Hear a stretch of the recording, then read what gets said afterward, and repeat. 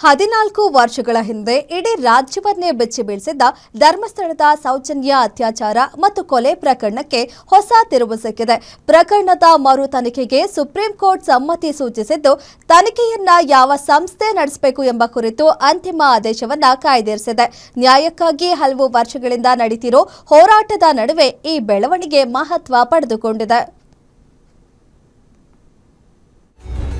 ಸೌಜನ್ಯ ಅತ್ಯಾಚಾರ ಕೊಲೆ ಪ್ರಕರಣಕ್ಕೆ ಹೊಸ ತಿರುವು. ಸೌಜನ್ಯ ಕೇಸ್ ಮರು ತನಿಖೆಗೆ ಸುಪ್ರೀಂ ಕೋರ್ಟ್ ಸಮ್ಮತಿ.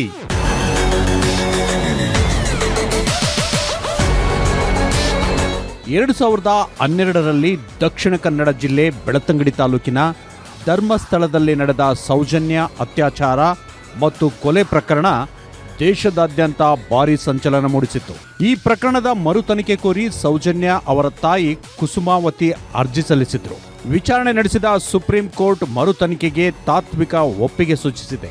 ಆದರೆ ತನಿಖೆಯನ್ನ ಯಾವ ಸಂಸ್ಥೆ ಅಥವಾ ಯಾವ ರೀತಿಯಲ್ಲಿ ನಡೆಸಬೇಕು ಎಂಬ ಕುರಿತು ತನ್ನ ಅಂತಿಮ ಆದೇಶವನ್ನ ಕಾಯ್ದಿರಿಸಿದೆ.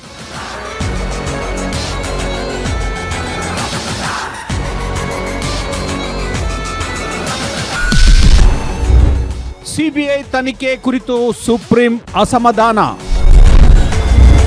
ಘಟನಾ ಸ್ಥಳಕ್ಕೂ ಭೇಟಿ ಇಲ್ಲ ಎಂದು ಸುಪ್ರೀಂ ಕಿಡಿ.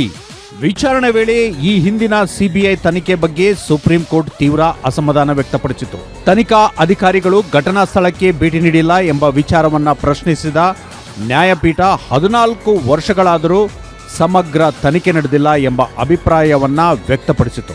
ಇದೇ ವೇಳೆ ಪ್ರಕರಣದ ಸಾಕ್ಷಿಗಳಿಗೆ ನೀಡಿರುವ ಭದ್ರತೆಯನ್ನ ಮುಂದುವರಿಸುವಂತೆ ನ್ಯಾಯಾಲಯ ಸೂಚನೆ ನೀಡಿದೆ.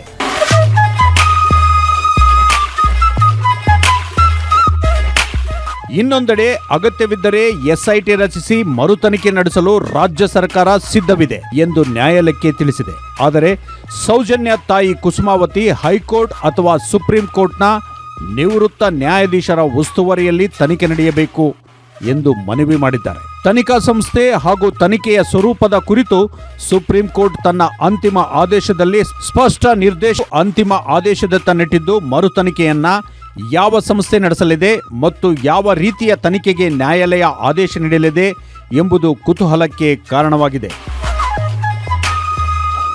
Bureau report, guarantee news, Bengaluru.